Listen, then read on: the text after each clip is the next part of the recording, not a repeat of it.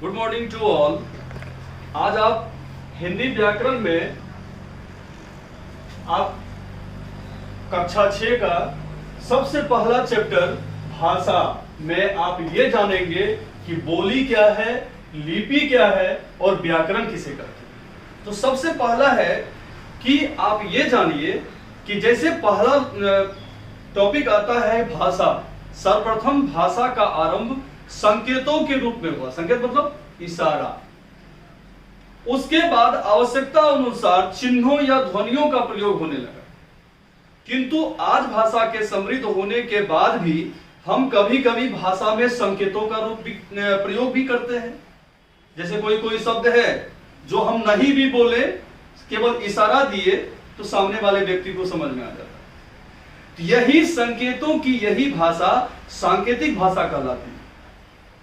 आप अच्छी तरह जानते हैं कि जब बच्चा छोटा होता है तो केवल ध्वनियों के माध्यम से अपनी बात स्पष्ट करने का प्रयास करता है। जो जो वह बड़ा होता जाता है तो वह शब्दों का प्रयोग करने लगता है। धीरे धीरे वाक्यों का प्रयोग भी वह घर, परिवार, आस पड़ोस आदि से सीख जाता है। आप अच्छी तरह जान रहे हैं।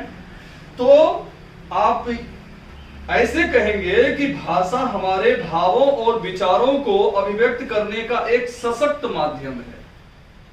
तो आप इसका परिभाषा क्या देंगे कि भाषा वह साधन है जिसके द्वारा मनुष्य अपने भावों या विचारों को अभिव्यक्त करता है और भाव और विचार सुनकर, बोलकर, पढ़कर और लिखकर भी प्रकट किए जाते हैं। समझ में आ गया? अब आगे देखिए, आगे क्या है? आगे है कि भावों और विचारों को प्रकट करने के लिए इसके दो माध्यम है। पहला है मौखिक, दूसरा है लिखित। मौखिक मतलब जो आप मुंह से बोलते हैं। लिखित क्या है? जो लिख करके आप बताते हैं। तो उसी तरीके से ये दो रूप हो गया। अब आगे देखिए, भाषा की ये दो रूप जो है, तो मौखिक भाषा का क्या हो गया उदाहरण?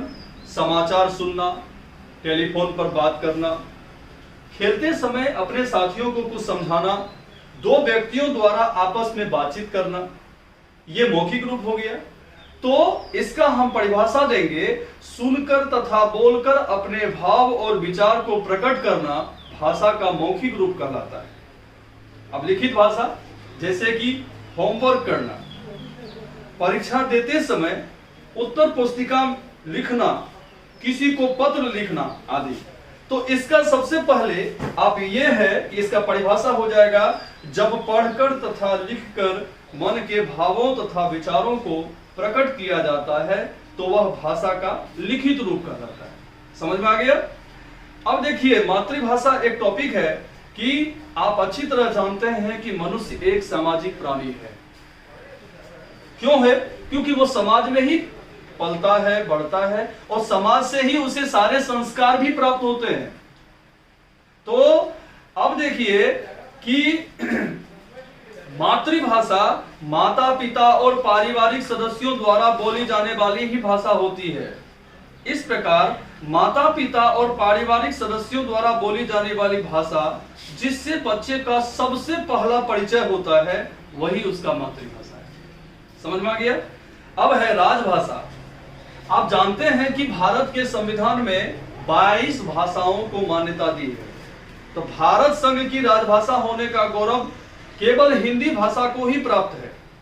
तो संविधान के अनुच्छेद 343 के अनुसार 14 सितंबर 1949 को हिंदी भाषा को यह सम्मान प्राप्त हुआ। इसलिए हम ये 14 सितंबर को हर साल हिंदी दिवस के रूप में मनाते हैं। समझ रहे हैं आप?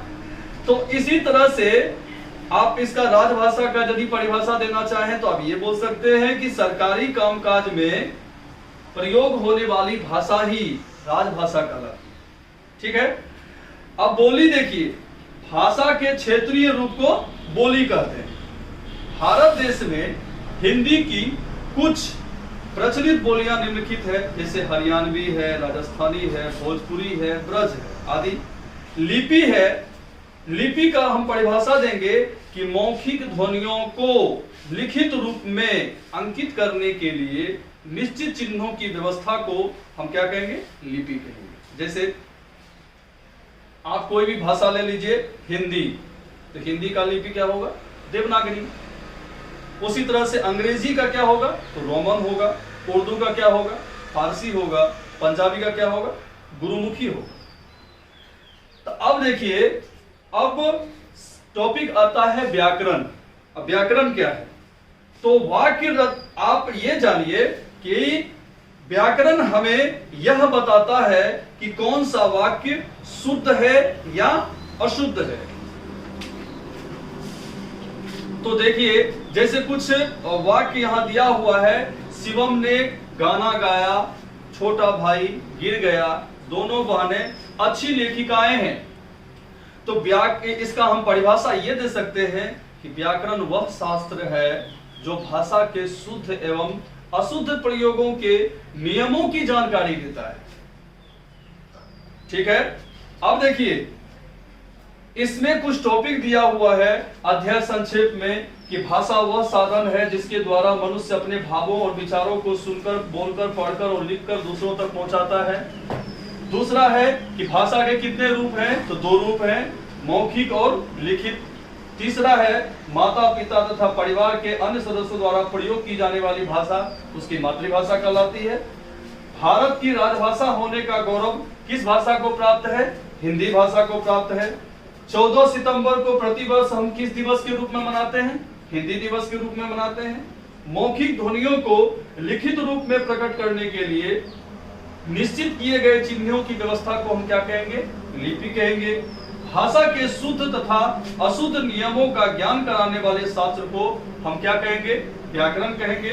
और भाषा के क्षेत्रीय रूप को क्या कहेंगे, बोली कहेंगे। तो आप गृहकार्य में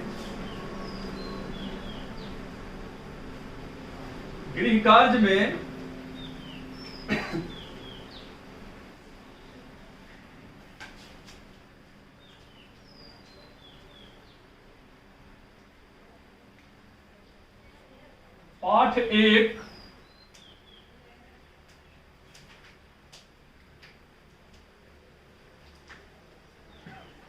अच्छी तरह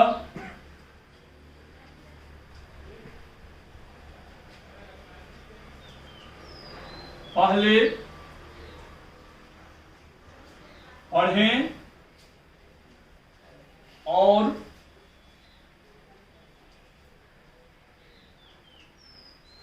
परिभाषा के साथ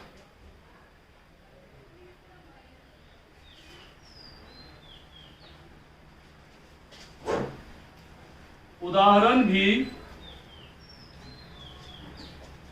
याद करें।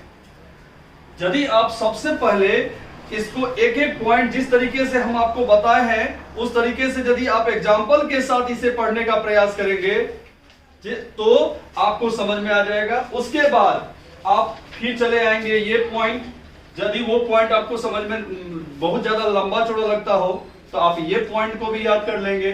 फिर आगे के क्लास में हम आपको ये बताएंगे कि इसका ऑब्जेक्टिव टाइप जो है इसमें कैसे क्या भरेंगे, ये समझ में आपको बाद में आएगा। जब हम आपको समझा देंगे तो आप अच्छी तरह से समझेंगे इसमें क्या करना है। धन्यवाद।